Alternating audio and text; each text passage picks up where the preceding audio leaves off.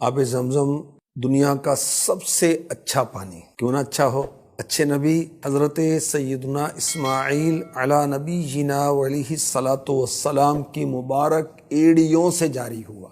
ہمارے پیارے آقا مکی مدنی مصطفیٰ صلی اللہ علیہ وآلہ وسلم نے ارشاد فرمایا، آب زمزم اسی مقصد کے لیے ہے جس کے لیے اسے پیا جائے۔ اگر تو اسے شفا کی غرض سے پیے گا، اللہ پاک تجھے شفا دے گا۔ اگر تو پیٹ بھرنے کے لیے پیے گا، اللہ تبارک و تعالی تجھے شکم سیر فرما دے گا۔ اور اگر تو اپنی پیاس بجھانے کے لیے پیے گا، اللہ پاک تیری پیاس بجھا دے گا۔ اور اگر تو اسے پناہ حاصل کرنے کے لیے پیے گا، اللہ پاک تجھے پناہ عطا فرمائے گا۔ ایک بزرگ رحمۃ اللہ تعالی علیہ کے دور میں وبا پھیل گئی، لوگ دھڑا دھڑ مر رہے تھے، تو انہوں نے اس وبا سے بچنے کے لیے اپنے سارے اہل خانہ کو جمع کیا اور سب کو آب زمزم پلایا، اور پھر دعا کی، یا اللہ ہمیں اس وبا سے محفوظ فرما۔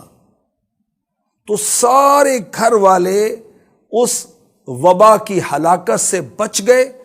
ان بزرگ کی ایک کنیز تھی اور ایک غلام تھا، انہوں نے آب زمزم نہیں پیا اور ان کے ساتھ دعا میں شامل نہیں ہوئے، وہ دونوں وبا کی بنا پر ہلاک ہو گئے۔ اللہ کی شان دیکھیے، حجاج کرام دنیا بھر سے پہنچتے ہیں مکہ پاک میں، سفر کی تھکان، بھوک، پیاس، ان تمام چیزوں کا حل زمزم شریف میں موجود۔ اور پانی اگر رکھے رہیں تو اس کے اندر تغیر پیدا ہو جاتا ہے، چینجنگز آ جاتی ہیں، تبدیلیاں آ جاتی ہیں، پینے کے قابل نہیں رہتا۔ مگر زمزم شریف اس کو کتنے عرصے بھی رکھے رہیں، اس میں تغیر پیدا نہیں ہوتا۔ اور مستحب یہ کہ اس کو کھڑے ہو کر قبلہ رو ہو کر قبلے کی طرف منہ کر کے پئیں۔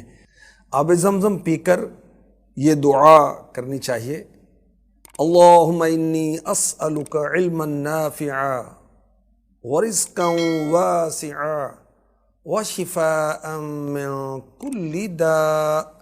اے اللہ عز و جل، میں تجھ سے علم نافع یعنی نفع دینے والا علم اور کشادہ رزق اور ہر بیماری سے صحت یابی کا سوال کرتا ہوں۔ زمزم پئیں، مگر وہ پئیں جو ٹھنڈا نہ ہو۔ اس پہ لکھا ہوگا زمزم غیر مبرد، غیر ٹھنڈا زمزم۔